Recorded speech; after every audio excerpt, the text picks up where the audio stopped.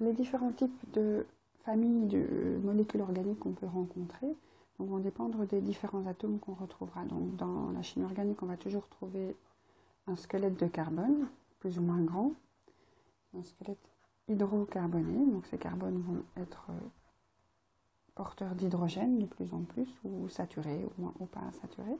On va parler donc d'hydrocarbures, donc des molécules contenant du carbone et de l'hydrogène.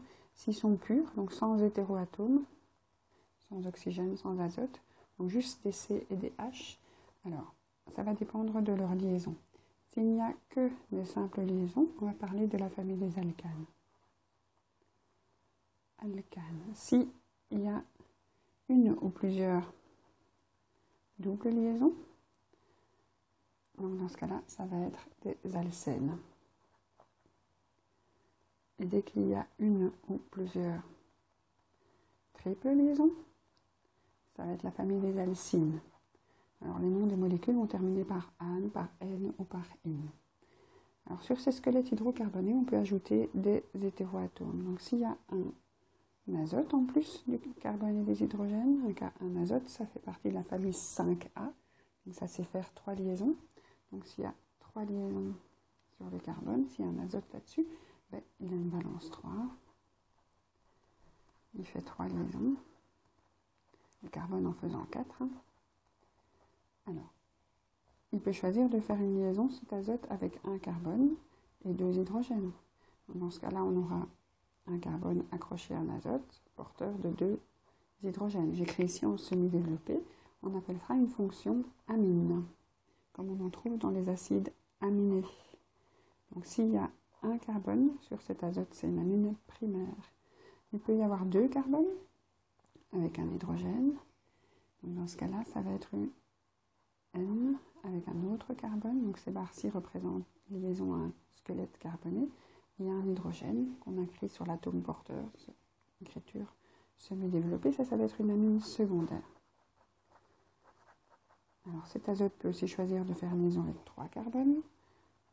Et donc, on va avoir ceci qui va être une amine tertiaire. Ce sont les amines, on n'est pas spécialement, c'est pas nécessaire de chaque fois donner les détails. Alors, un azote peut aussi être lié 2 fois au même carbone. Il restera une place puisqu'il fait 3 liaisons pour un H. Donc, 2 doubles liaisons, les NH, ou bien 2 fois au même carbone. Il y a un autre carbone, double liaison, et un carbone. Donc ça, ce seront les nitriles. Alors, on peut aussi être 3 fois au même carbone. Donc l'azote, c'est faire 3 liaisons, le carbone 4, donc ils peuvent être liés 3 fois ensemble. Et donc ça, ce sera la fonction cyano. Donc quand en chimie minérale, vous avez le groupement covalent cyanure, c'est N- de valence 1, c'est ce fameux carbone, ce fameux azote lié par 3 liaisons. Donc ici, je n'ai pas représenté à chaque fois les azotes, mais j'ai représenté en abrégé. Tout à l'heure, j'ai dit semi-développé, mais c'est abrégé.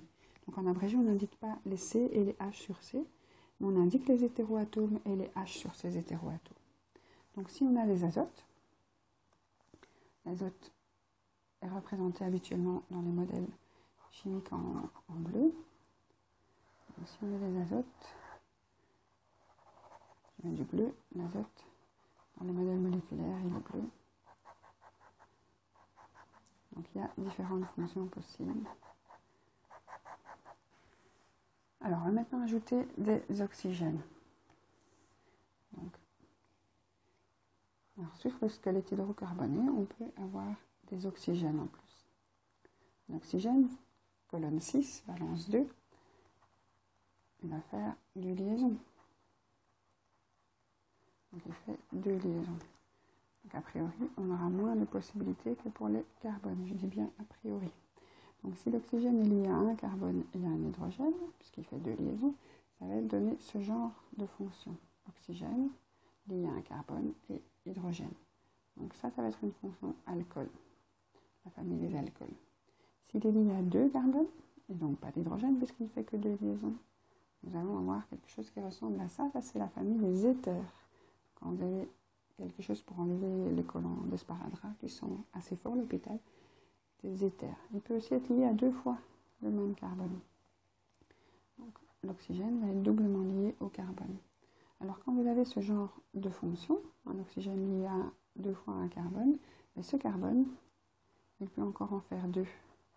Il reste 2 liaisons au carbone porteur du doublement lié au. Alors, ce carbone va pouvoir se lier à différentes choses et ça va donner une série de fonctions. Donc, ils contiendront le C lié au O.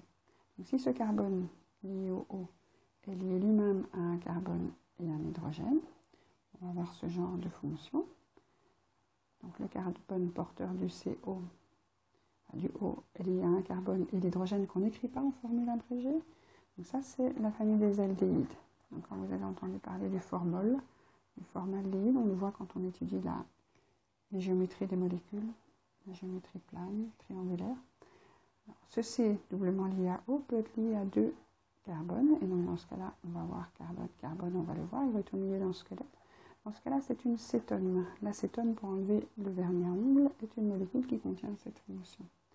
Alors, ce carbone, porteur du CO, qui a encore 2 autres liaisons, peut être lui-même lié à un carbone et un oxygène. Comme ceci. D'accord? Et dans ce cas-là, cet oxygène, il lui reste, ça c'est un oxygène, il reste une liaison sur cet oxygène, sur le O, portant le CO. Donc le O qui porte le CO, il peut être lui-même lié. Donc un oxygène, ça sait faire 2 liaisons, il lui reste une liaison, puisqu'il est lié au CO d'un côté, il peut être lié à un H. Donc si vous êtes lié à un H et que vous êtes un oxygène lié à un CO, comme ceci, vous avez le H qui vient dessus. Donc ça c'est un acide. Alors quand vous avez de l'acide formique, de l'acide acétique, tous les acides organiques, ils vont avoir cette fonction COOH. Donc les acides aminés vont avoir d'un côté un COOH, de l'autre côté un NH2.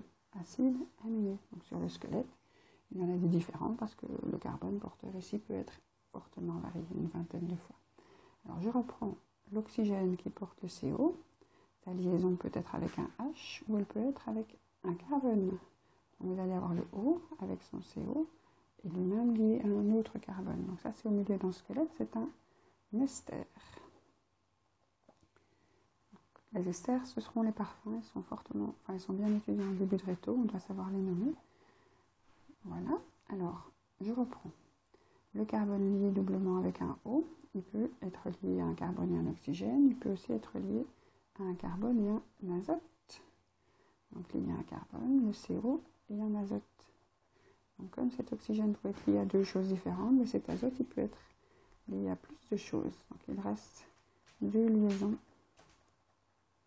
sur le N portant le CO. Et donc ces 2 liaisons peuvent être 2H. Et donc vous allez avoir le carbone, le CO, l'azote et 2H. Il peut être un H et un C.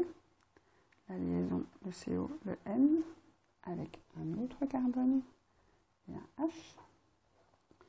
Et encore 2 carbones. Donc l'azote porteur du CO peut lui-même être lié à 2 carbones. Alors ces 3-ci sont des amides, comme les amines. Donc la différence, c'est qu'ici vous avez à la fois le O et le N. Vous pouvez rappeler qu'ils sont 2 ou que c'est l'amide 2. Ils sont ensemble, c'est des moyens mémotechniques. Et de nouveau, ils peuvent être primaires, secondaires et tertiaires, selon le nombre de carbones accrochés à l'azote. Donc 3 carbones, c'est un tertiaire, 2 carbones, c'est un secondaire, 1 carbone, c'est un primaire. Alors, il me reste à rajouter un petit peu de couleur, puisque le modèle de chimie organique avec l'oxygène sont en rouge. Donc, si on commence à mettre de l'oxygène, donc il y a parmi les oxygènes de l'éther, de l'alcool, de l'aldéhyde, de l'acétone, des acides, des esters, des amides primaires, secondaires et tertiaires. Et tout ça sont des molécules qui contiennent de l'oxygène.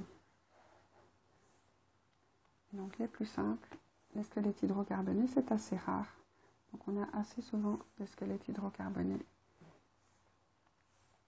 porteurs de fonctions. Et c'est par là que les molécules organiques réagissent. Donc elles réagissent assez peu au niveau du squelette de C et de H, qui peut être très grand.